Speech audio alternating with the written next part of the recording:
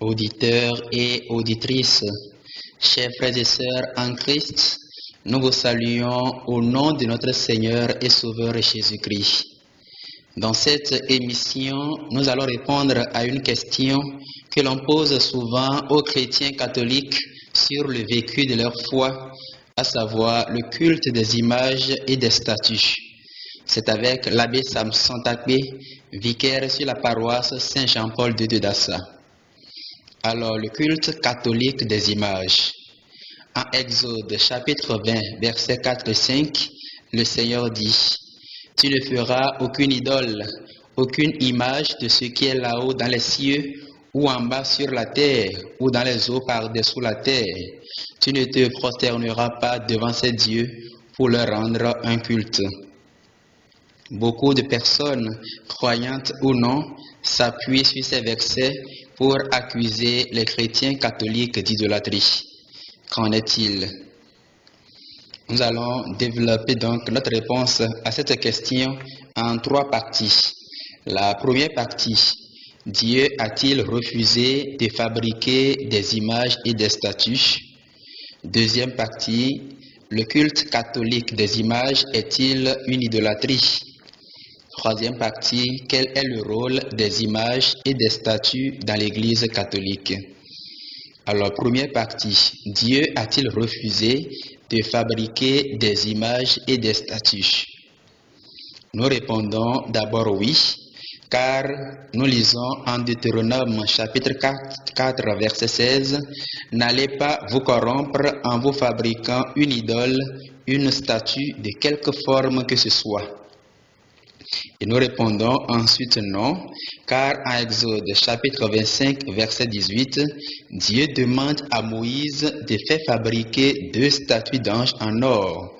Il dit exactement ceci: « Tu feras 2 chérubins en or, tu les forgeras aux 2 extrémités du propitiatoire. Fais un chérubin à une extrémité et l'autre chérubin à l'autre extrémité.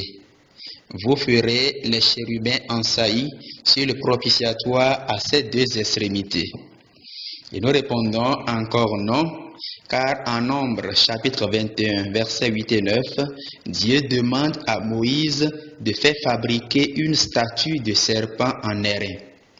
Alors Dieu se contredit-il? Nous répondons non. Il éduque son peuple et toute éducation est progressive.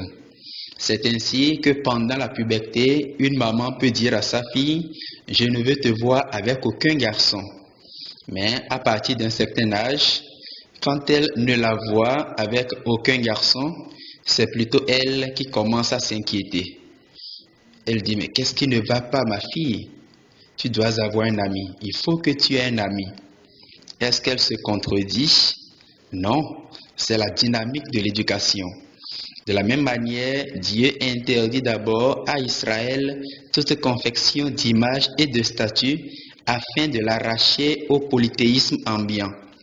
Puis quand Israël grandit dans la connaissance de Dieu, en faisant la différence entre Yahvé et les faux dieux, le Seigneur lève l'interdiction. Et en Jésus, l'invisible s'est fait visible, car la raison fondamentale pour laquelle Dieu interdisait à Israël de le représenter est qu'Israël ne l'avait jamais vu. Il dit en effet en Deutéronome chapitre 4 verset 15. Il dit ceci en Deutéronome chapitre 4 verset 15. Oui. Prenez bien garde à vous-même. Vous n'avez vu aucune forme le jour où le Seigneur vous a parlé à l'Horeb du milieu du feu. Vous n'avez vu aucune forme le jour où le Seigneur vous a parlé à l'Horeb du milieu du feu. Et c'est après cette affirmation que vient l'interdiction de confectionner des images et des statues. Or, en Jésus, l'invisible s'est fait visible. En Jésus-Christ, Dieu fait homme, l'invisible s'est rendu visible à nos yeux. Comme l'affirme Saint Jean dans son évangile au 1er chapitre, verset 14, ou encore dans sa première épître, chapitre 1, verset 1. Alors, deuxième partie, le culte catholique des images est-il une idolâtrie? L'idolâtrie est l'adoration des idoles. L'idole est un non-Dieu que l'on met à la place de Dieu et que l'on considère comme tel.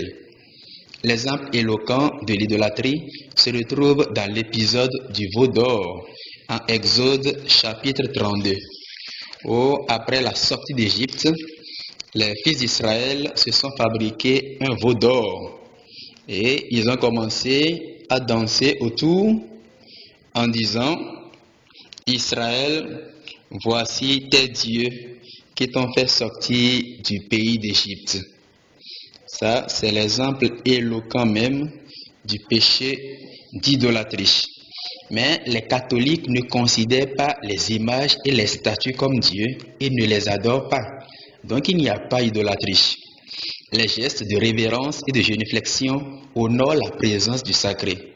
Ainsi, les Juifs s'inclinaient, qu'on fait Néhémie 8:6, s'agenouillaient, qu'on fait Exode 12:27, et se prosternaient face contre terre, qu'on fait Lévitique 9:24, devant le temple, qu'on fait Judith 4:11, ou la maison de Dieu, qu'on fait Esdras 10:1, devant l'arche du Seigneur, qu'on fait Josué 7:6, devant les envoyés de Dieu, qu'on fait 1 Roi 18:7, devant l'autel, qu'on fait 1 Roi 8:54 et 55, etc., sans qu'il y ait idolâtrie.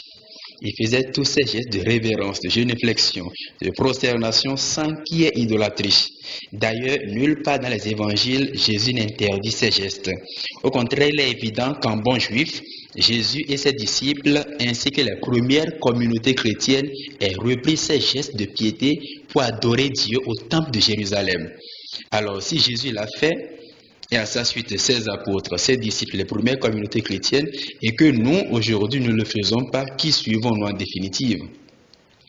Troisième partie, quel est le rôle des images et des statues dans l'Église catholique? Tout comme les photos des êtres qui nous sont chers nous aident à garder leurs souvenirs, et comme les statues des héros, Béanzé Abomey, Bioguera, Honor Bénin, etc., perpétuent leur mémoire, les statues et images pieuses élèvent nos pensées vers celui ou celle qui est représenté.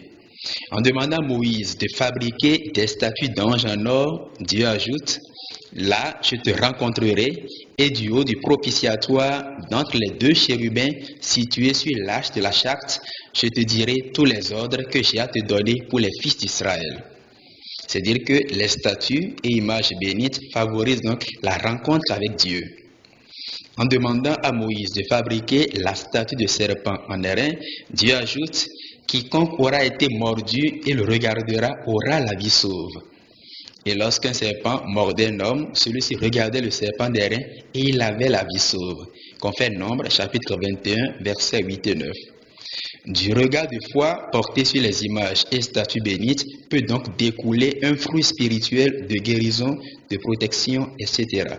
Mais ces grâces viennent non de l'image ou de la statue, mais de la miséricorde de Dieu qui peut se servir de ce qu'il veut pour nous visiter.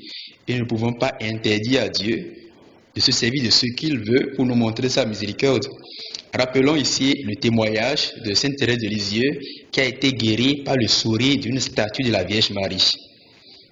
Sainte Thérèse de Lisieux raconte dans sa biographie comment elle a été guérie par le sourire d'une statue de la Vierge Marie. Et il y a tant d'autres témoignages dans la vie des fidèles. Les prêtres qui prient pour les possédés, les malades aussi, témoignent des fruits spirituels de l'usage des images bénites dans ce domaine. Par ailleurs, dans sa 9e promesse à Sainte Faustine, Jésus disait: « Je bénirai les maisons où l'image de mon Sacré-Cœur sera exposée et honorée. » Je bénirai les maisons où l'image de mon Sacré-Cœur sera exposée et honorée. À la même sainte, parlant de l'image de Jésus miséricordieux, portant l'inscription « Ô Jésus, j'ai confiance en toi », le Seigneur disait: « Je promets que l'âme qui honorera cette image ne sera pas perdue. Par cette image, j'accorderai beaucoup de grâce aux âmes. Par cette image, j'accorderai beaucoup de grâce aux âmes. » Qu'on fait Petit journal de Sœur Faustine. À Saint-Simon de Stock, la Vierge Marie fit aussi des promesses relatives au port du scapulaire. Puis à Sainte Catherine Labouré, des promesses relatives au port de la médaille miraculeuse. Alors, chrétien, chrétienne catholique, tu es dans la pleine vérité. Le Seigneur t'a fait don de la connaissance et a mis à ta disposition la plénitude des moyens de salut. Aux autres, tout cela reste encore caché, comme le dit Jésus en Matthieu 11, 25. Aux autres, tout cela reste encore caché, alors ne te laisse pas appauvrir, ne te laisse pas déposséder. Âme catholique, âme privilégiée, ta religion est la seule qui a reçu la promesse faite à Pierre. Tu es Pierre, et sur cette pierre, je bâtirai mon église, et la puissance de la mort n'aura pas de force contre elle. Je te donnerai les clés du royaume des cieux. Tout ce que tu liras sur la terre sera lié au ciel, et tout ce que tu délieras sur la terre sera délié aux cieux. Confère Matthieu chapitre 16, versets 18 et 19. Amis auditeurs et auditrices, merci d'avoir suivi cette émission. C'était avec l'abbé Samson Takbe, vicaire sur la paroisse Saint-Jean-Paul de Dassa. Que le Seigneur vous bénisse. À lundi prochain. Auditeurs et